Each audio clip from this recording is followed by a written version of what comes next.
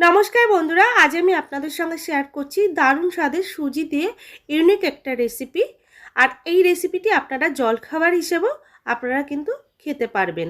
আর খুব সহজেই এই রেসিপিটি বানানো যায়, একদম কম ঝামেলায় আর কম উপকরণে। তাহলে চলুন, আর ভিডিওটি না করে পুরোটা দেখারই অনুরোধ রইল আপনাদের কাছে। আর আজকের রেসিপিটি আপনাদের খুব খুব ভালো লাগবে। তাহলে চলুন ভিডিওটি শুরু করা যাক। প্রথমে গ্যাসে একটা কড়াই বসিয়ে দিয়েছি, তার মধ্যে আমি দিয়ে দিচ্ছি 2.5 কাপ জল। আমি এখানে কাপ মেপেই জলটা দিয়ে দিলাম। আর জলটা ভালোভাবে একটু ফুটে উঠলেই দিয়ে দিলাম হাফ চামচ চিলি ফ্লেক্স, আর দিয়ে দিলাম কুচিয়ে রাখা ধনেপাতা, আর দিয়ে দিয়েছি স্বাদ অনুসারে লবণ। এরপর সব কিছু ভালো করে মিশিয়ে একটু ফুটিয়ে নিয়েছি। তারপর এখানে যোগ করলাম 1.5 কাপ সুজি। সুজিটা দিয়ে গ্যাসের ফ্লেমটা একদম কমিয়ে দিতে হবে, আর সুজিটা অনবরত নাড়তে হবে, নইলে কিন্তু দলা পাকিয়ে যাবে। দেখুন আমার সুজি কিন্তু নাড়তে নাড়তে জলটা অনেকটাই অ্যাবজর্ব করে নিয়েছে, আর সুজিটা দেখুন কতটা শুকিয়ে গেছে। এরপর আমি ভালোভাবে স্প্যাচুলার দিয়ে এটা মিশিয়ে নিচ্ছি। আর দেখুন সুজি কিন্তু একটা মণ্ড মতো তৈরি হয়ে গেছে। সুজির মণ্ডটা আমি তৈরি করে নিয়েছি। আর দেখুন আমি একটু হাতে নিয়ে দেখাচ্ছি, এরকম যদি গোল হয় সুজির মণ্ড থেকে, তাহলে ভাববেন আমাদের রেসিপিটি তৈরি করবার জন্য সুজিটা একদম পারফেক্ট আছে। এবার আমি এটা নামিয়ে নিচ্ছি একটা প্লেটে, আর এটা নামিয়ে ঠান্ডা করে নিতে হবে একটু। এবার আমি পুরটা রেডি করে নেব। কড়াইতে দিয়ে দিয়েছি 2 টেবিল চামচ রিফাইন তেল, দিয়ে দিয়েছি সামান্য পরিমাণে সাদা জিরা, আর দিয়ে দিয়েছি সামান্য পরিমাণে কালো সরষা। এবার ফোড়নটা খুব ভালো করে একটু ভেজে নেব। তারপর এখানে দিয়ে দিচ্ছি একটা বড় সাইজের কুচিয়ে রাখা পেঁয়াজ। পেঁয়াজটা দিয়ে একটু হালকা নাড়াচাড়া করে একটু ভেজে নেব। খুব কড়া করে ভাজা যাবে না, একটু হালকা ভাজা হয়ে গেলেই দিয়ে দিতে হবে অন্য সবজি। আর এখানে আমি দিয়ে দিচ্ছি ক্যাপসিকাম আর কাঁচা লঙ্কা। ক্যাপসিকাম আর কাঁচা লঙ্কাটা ভালোভাবে একটু হালকা ভাজা হয়ে গেলে দিয়ে দেব পরের সবজিগুলো। বন্ধুরা, আমার আজকের রেসিপিটি যদি আপনাদের ভালো লেগে থাকে অবশ্যই একটি লাইক দিয়ে আমার পাশে থাকবেন, আর বেশি বেশি করে শেয়ার করুন। আমার চ্যানেলে নতুন বন্ধু হয়ে থাকলে চ্যানেলটি সাবস্ক্রাইব করে নেওয়ার অনুরোধ রইল। এরপর আমি এখানে যোগ করে দিয়েছি গাজর কুচি আর টমেটো কুচি। তারপর দিয়ে দিলাম সামান্য একটু লবণ। আর এই সবজিগুলো একদমই কুচি কুচি করে কেটে নিতে হবে, তাহলে তাড়াতাড়ি সেদ্ধ হয়ে যাবে। সবজিগুলো আমার ভালোভাবে ভেজে নেওয়া হয়ে গেছে।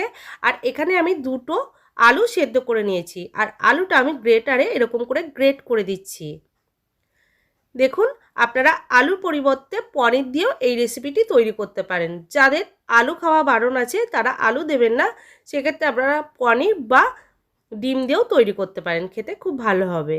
এরপর মিশিয়ে নিলাম, আর দিয়ে দিচ্ছি এখানে হলুদ গুঁড়ো সামান্য পরিমাণে, লঙ্কার গুঁড়ো, আর দিয়ে দেব ধনিয়া গুঁড়ো, এবং এখানে আমি সামান্য চিনি যোগ করছি। চিনিটা দিলে রান্নার টেস্টটাও খুব ভালো লাগবে। আর দিয়ে দিয়েছি ধনেপাতা কুচি কিছুটা পরিমাণে।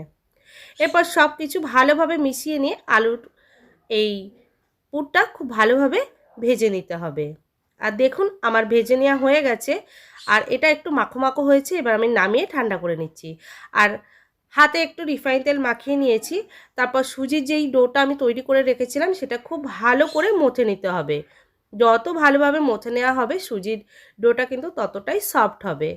দেখুন আমি খুব ভালো করে মেখে নিচ্ছি। আর মেখে নেওয়া হয়ে গেছে। এর থেকে আমি অল্প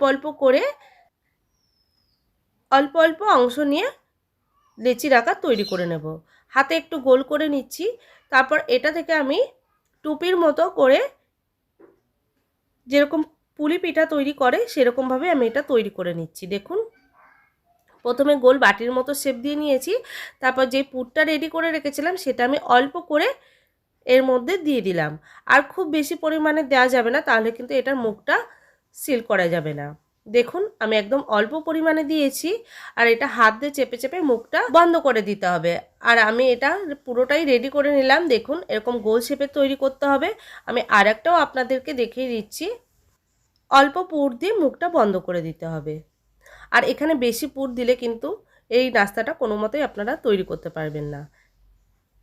বন্ধুরা, আজকে আমার এই রেসিপিটি যদি আপনাদের ভালো লেগে থাকে তাহলে অবশ্যই বাড়িতে তৈরি করবেন, আর বাড়িতে তৈরি করলে কিন্তু কমেন্ট বক্সে জানাবেন। এই নাস্তাটা যদি বাচ্চাদের টিফিনে দিতে চান তাহলে লঙ্কাটা কিন্তু স্কিপ করে যাবেন, যেহেতু বাচ্চারা লঙ্কা খেতে চায় না, তাদের ক্ষেত্রে লঙ্কাটা দেবেন না, সামান্য একটু গোলমরিচ দিয়ে তাদেরকে বানিয়ে দেবেন।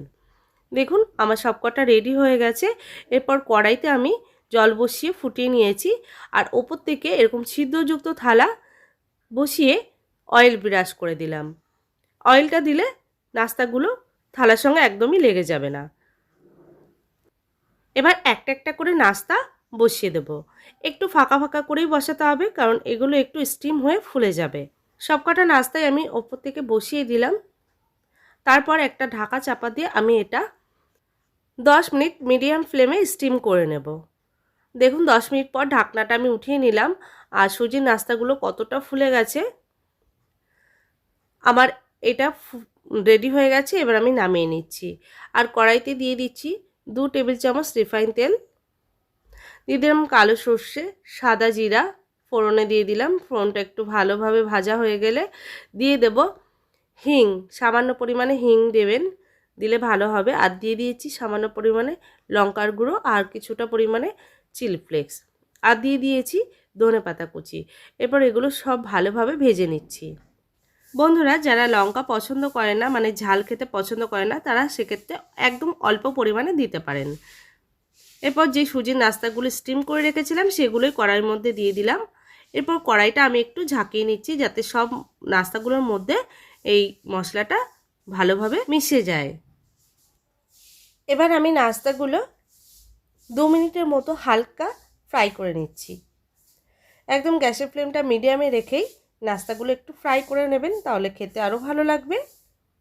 দেখুন আমার ফ্রাই করে নেওয়া হয়ে গেছে। এরপর আমি নামিয়ে নেব।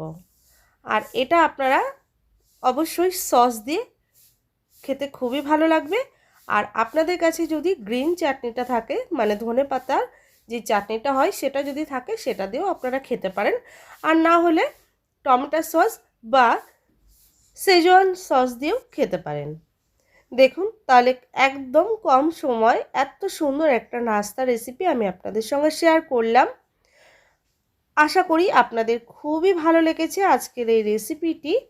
একদম কম খরচে আর কম উপকরণ দিয়েই আমি বাড়িতে তৈরি করে নিলাম এত সুস্বাদু একটা নাস্তা। আপনারাও অবশ্যই বাড়িতে তৈরি করবেন, আর তৈরি করে বাড়ির সবাইকে খাওয়াবেন। দেখবেন নিজের হাতে বানিয়ে বাড়ির সকলকে খাওয়ালে কিন্তু খুবই ভালো লাগে।